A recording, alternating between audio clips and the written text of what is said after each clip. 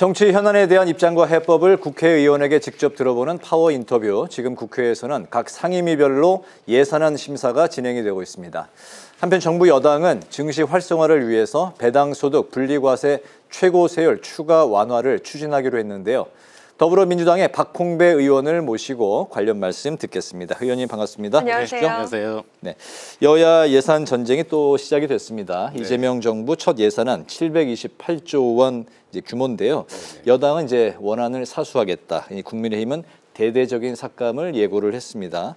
포퓰리즘 빚잔치다. 이게 이제 국민의힘의 입장인데 의원님이 속해 있는 기후노동위에서는 어떤 예산이 쟁점이고 또 국민의힘의 이런 주장에 의원님은 좀 어떤 입장이실까요? 두 가지 같이 들어볼까요? 사실 지금 대한민국이 가장 필요한 게 새로운 성장 동력을 찾는 것, 그리고 이 어려운 내란과 경제 위기 등을 거치면서 더 어려움에 처해 있는 민생을 돌보는 일, 이 두 가지 아니겠습니까? 그래서 네. 이번 728조 원의 예산은 AI, 대한민국 역사상 처음으로 AI 예산이 편성되는 첫 예산이다. 그리고 민생을 더 두텁게 하기 위한 그런 예산이다. 이렇게 말씀드릴 수 있습니다.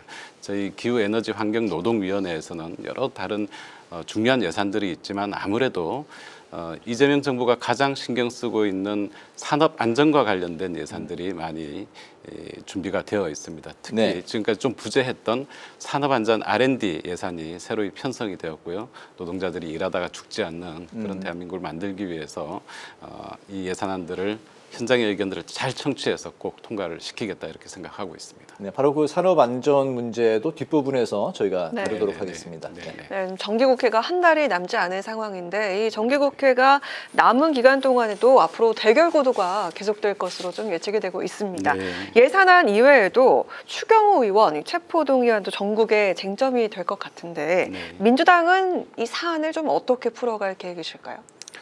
어쨌든 11월에 저희 당에서 추진하고자 하는 여러 가지들 중에서 일단 조금 전에 말씀드린 예산 부분이 있고요. 또 하나는 민생 법안들입니다. 약 100여 건의 민생 법안들이 준비가 되고 있고 이 부분들은 최대한 야당을 좀 설득해서 반드시 이번 11월에 좀 통과시키고 11월뿐만 아니라 12월까지도 저희가 좀 처리하고자 하는 이재명 정부의 5년 전체 그림에서 꼭 첫 해에 통과시켜야 되는 법안들이 있기 때문에 그런 법안들을 잘 준비하고 야당을 설득하고자 합니다. 아마 하순경 정도의 추경호 전 원내대표에 대한 체포동의안 안건이 상정이 될 가능성이 있는데 네, 현재 27일 표결로 예상이 좀 되고 있죠. 네, 예상이 되고 있습니다. 사실 많은 국민들께서 왜 그날 추 전 원내대표께서 그런 모습을 보이셨는지, 왜 국회가 아닌 다른 곳에서 의원총회를 개최하셨는지 등에 대해서 많은 의문들을 가지고 있고 네. 그 부분들을 특검에서 충분히 수사를 했을 거라고 생각을 합니다. 국민의힘에서 당연히 자당 전 원내대표를 보호하고자 하는 마음은 있겠지만 모두가 동조하신 게 아니라고 하면 국민들의 심경도 좀 헤아려 주셔야 된다. 저는 그렇게 생각을 합니다. 네네.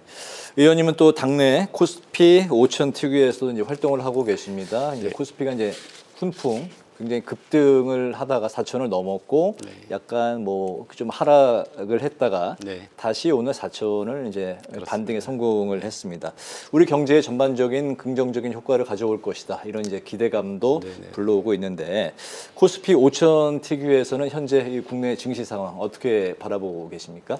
네, 저희 특위에서는 사실 그때그때 시장 상황에 대해서는 크게 조금 신경을 덜 쓰자 이런 분위기들이 있습니다. 왜냐하면 그건 어쨌든 시장의 원리에 따라서 움직이는 거고 시장의 전문가들이 예측하고 분석하고 하는 것이고 저희는 저희가 해야 될 과제들을 하나씩 해 나가야 된다. 그래서 저희가 1, 2차 상법도 개정을 했고요. 또 네. 어제 당정 협의 결과가 발표가 됐습니다만 약간의 논란과 토론이 좀 있었었던 배당소득 분리과세 부분도 어느 정도는 좀 정리가 되는 모양새입니다. 오늘은 이제 이런 부분들이 좀 시장에 반영이 되어서 3% 정도 지수가 상승을 한 것 같고요.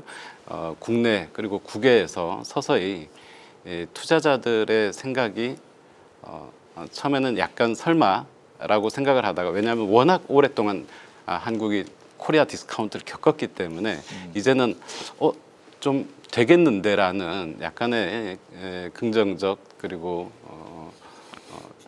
조금씩 신뢰가 회복이 되고 있는 상황이다. 이것이 이제 충분히 더 정책적으로 뒷받침이 되고 확신을 주는 순간 5천을 넘어가게 될 것이다, 이렇게 보고 있습니다. 네, 그리고 의원님께서는 한국노총 출신으로 이번 국감에서 산업 현장 안전과 베이커리 직원 과로사 등을 지적을 하셨는데요. 네네네네. 자, 그런데 또 사고가 발생하는 안타까운 일이 있었습니다. 네. 울산 화력발전소 붕괴 사고와 매몰자 수색을 지켜보면서 정말 많이 심정적으로 안타까운 마음이 들었을 텐데, 네. 이번 사고를 계기로 위험의 외주와 이 고리를 좀 끊을 수 있을까요?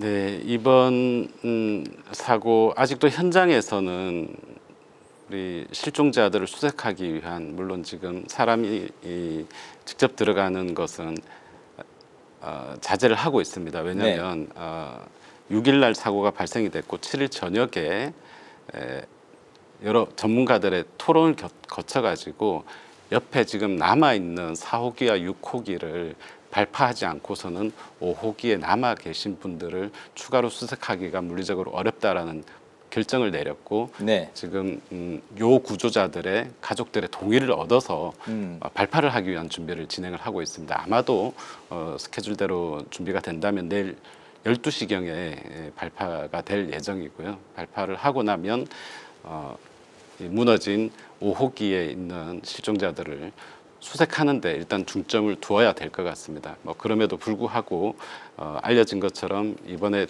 처음에 최초에 실종되었던 9분 중에 8분은 비정규직, 일용직 노동자들이신데, 네. 이 업체는 코리아 카코라는 발파 전문 업체입니다. 이 위험하고 고난도의 업무가 필요한 곳에서 비정규직 또는 일용직 직원들을 위험한 현장에서 일을 하게 했을 때 과연 충분히 준비는 하고 현장에 투입이 됐는지, 네. 훈련이나 숙련이 되어 있었는지 등에 대해서는 추후에 고용노동부와 경찰의 조사가 필요하다라고 보고 있습니다. 네. 이 하청 노동자들의 이제 부족한 면이 숙련도 또 안전 교육이 이제 부족한 면으로 대표적으로 이제 꼽히고 있는 상황이고, 이번에도 이제 위험한 작업 25m 높이에서 작업하다가 이제 추락해서 이런 참변이 됐고, 현재 총 이제 7명 매몰 중에서 3명의 시신이 수습이 됐고, 그렇습니다. 네. 2명도 역시 추가로 좀 사망한 거 아니냐 추정이 되고 그렇습니다. 있고, 네. 2명이 실종자 상황이기 때문에 네, 네. 빠른 이제 좀 구조가 네. 필요한 상황인 것 같습니다. 네. 네. 최근 그 노동계에서 주목하고 있는 그 현안이 정년 연장이지 않습니까? 정말 그렇습니다. 많은 분들이 주목하고 있고 네, 네, 네. 의견들도 조금씩 이제 갈리고 있는데, 네. 만 60세 정년을 2033년까지 65세로 연장하는 안을 의원님도 이제 발의를 하셨는데요. 그렇습니다. 관건이 청년층과 중장년층, 노동계와 또 경영계의 이해가 이제 서로 충돌하는 그런 지점인 것 같습니다. 네. 어떻게 좀 최대한 갈등이 완전히 좀 없진 않겠지만 네. 갈등을 최소화하면서 이제 이번 법안을 좀 성사시키는 그런 해법이 있을까요? 네, 이 정년 연장과 관련해서는 경제사회 노동위원회에서 사회적 대화도 지난해까지 진행이 되었었습니다. 물론 윤석열 정권의 내란에 의해서 사회적 대화는 중단이 된 이후에 올해 4월부터는 저희 더불어민주당에서 TF를 통해서 사회적 대화를 진행을 해오고 있습니다. 이 사회적 대화 틀에는 경영계와 민주노총, 한국노총, 그리고 저희 당 각 상임위 의원님들이 함께 하고 계시고요. 상당 부분 논의가 진행이 된 것으로 알고 있습니다. 단순히 노동 이슈다 또는 개인이 몇 세까지 회사를 다닐 수 있느냐의 문제라기보다는 사실 조금 더 큰 틀에서 볼 필요가 있는데요. 네. 이미 대한민국 사회가 초고령 사회로 진입이 되었고 현장에서의 생산 가능 인구는 굉장히 금세 줄어들게 되어 있습니다.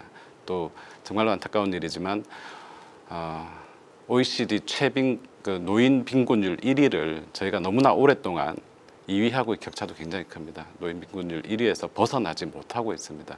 우리 사회 전체의 문제로 좀 바라봐야 되는데, 조금 다행스러운 면은 최근 SBS에서 여론조사를 했는데 20, 30대 청년에서도 정년 연장에 대한 찬성률이 80% 가까이 나오고 있다라는 뉴스가 전해졌고요. 물론 그럼에도 불구하고 경영계의 부담 그리고 구직을 앞둔 청년들의 구직 부담 이런 부분들이 있습니다. 그래서 단계적으로 그리고 충분한 사회적 대화를 해왔지만 이 부분에 대한 11월과 12월의 마무리를 통해서 연내 입법이라는 목표를 달성할 수 있도록 최선을 다할 예정입니다.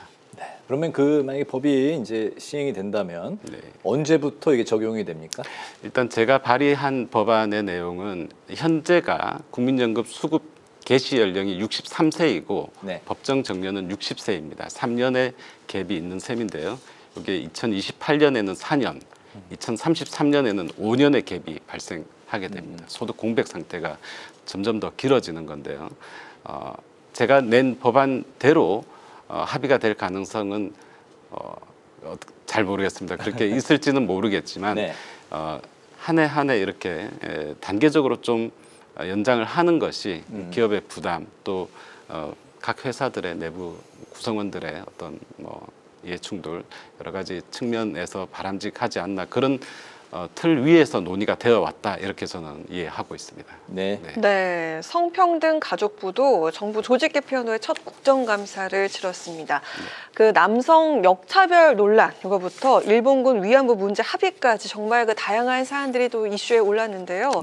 여성가족부에서 성평등 가족부로 확대 개편이 단순히 이 명칭 변경에 그치지 않기 위해서 성평등 가족이 활동에선 과연 어떤 부분에 집중을 하실까요? 네, 어쨌든 안타깝게도 이전 정부에서 당시에 여성가족부를 좀 폐지해야 된다라는 주장과 그런 추진들이 있었습니다. 장관이 굉장히 오랫동안 공석이었었고 그래서 제가 성평등가족위원회에 보임된 지 지금 한 2개월 정도가 되었고 이번에 국정감사를 처음 같이 하게 됐는데요. 많은 정책들이 안타깝게도 제대로 추진이 되지 않은 상황들을 좀 확인을 했습니다. 그래서 해외에서는 일반적으로 성평등 가족부 이렇게 명칭이 거의 글로벌 스탠다드하게 정해져 있는 것 같습니다. 저희도 제 이름을 이번에 다시 찾게 되었다. 그리고 이 고용노동부에 있던 중요한 업무이죠. 성별 임금 격차를 줄이기 위한 이 업무도 고용노동부에서 이관이 되고 또 그 업무를 함께 협업하기 위한 MOU도 체결이 됐습니다. 그래서 실질적으로 어떤 기회의 부족 또 불평등 이런 부분들을 해소하기 위한 그런 실효적인 정책들이 추진되어야 되고 국회에서도 지원을 하려고 생각하고 있습니다. 그렇군요. 올 3월에 윤 대통령 탄핵을 촉구하면서 이제 삭발하셨던 장면을 많은 분들이 이제 기억을 하고 계실 것 같습니다. 연말이 되니까 다시 이제 원래의 삭발로 다시 이제 복귀를 하셨는데요. 의원님께서 이제 금융노동계 또 경제사회노동위원회를 거친 현장통으로 존재감을 이제 보여주고 있다. 이런 이제 평가를 받고 계십니다. 앞으로 이제 22대 국회에서 남은 기간 동안 좀 어떤 의정 활동을 특별히 좀 펼치고 싶다. 마지막 못하신 말씀까지 포함해서 좀 들어보겠습니다. 네. 어쨌든 현장형 의원이다 이렇게 평가를 해주신다라고 하니 굉장히 뿌듯하고 감사하다는 생각이 듭니다.